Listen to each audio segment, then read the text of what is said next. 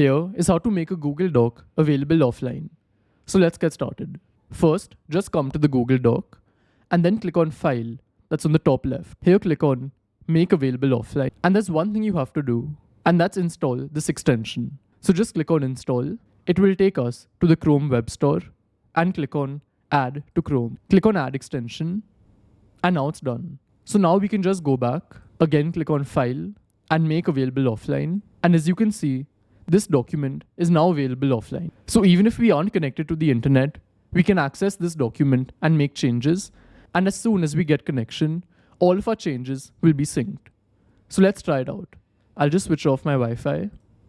And here I've come to Google Docs with my Wi-Fi off. And you can see only this document has the tick next to it, indicating that it's available offline. So if I click on it,